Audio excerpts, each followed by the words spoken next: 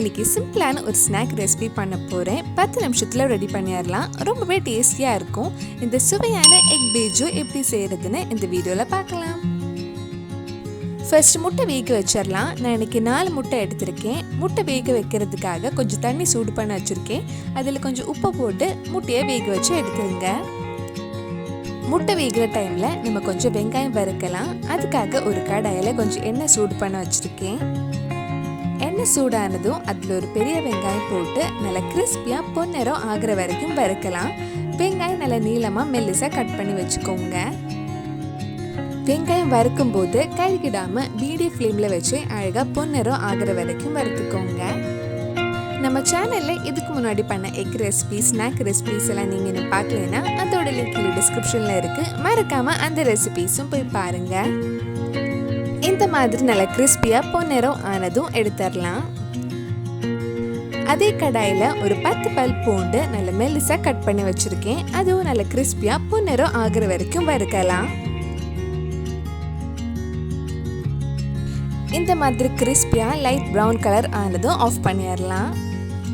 ஒரு சின்ன பவுலில் 1 டீஸ்பூன் சில்லி ஃப்ளேக்ஸும் நம்ம வெங்காயம் வறுத்த எண்ணெயும் கொஞ்சம் ஊற்றி மிக்ஸ் பண்ணி வச்சுக்கோங்க.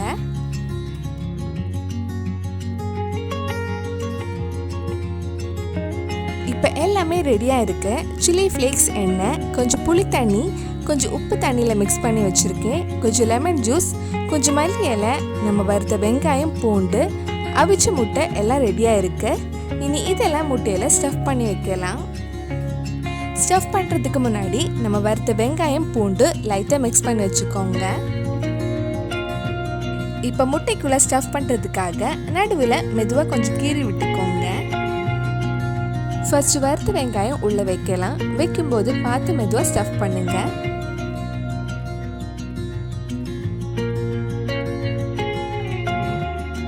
வெங்காயம் வச்சதுக்கு அப்புறம் எல்லாமே கொஞ்சம் கொஞ்சமாக இதில் ஆட் பண்ணிக்கோங்க. ஃபர்ஸ்ட் கொஞ்சம் சில்லி ஃப்ளேக்ஸ் ஆட் பண்ணுறேன்.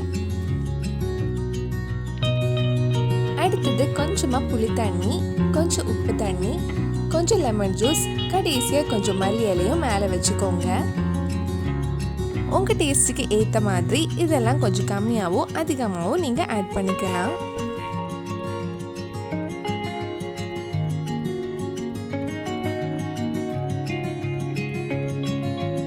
அவ்வளவுதான், நம்ம டேஸ்டியான எக் பேஜோ ரெடி ஆயிடுச்சு. ரொம்பவே டேஸ்டியாக இருக்கும். செய்கிறதுக்கும் ரொம்ப டைம் ஆகாது. ரொம்ப சிம்பிளாக ஈஸியாகவே பண்ணிடலாம்.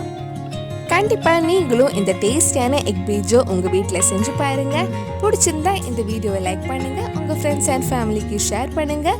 வேறு நல்லா ஸ்நாக் ரெசிபி நம்ம சேனலில் ட்ரை பண்ணலான்னு கீழே கமெண்ட் பாக்ஸில் சொல்லுங்கள்.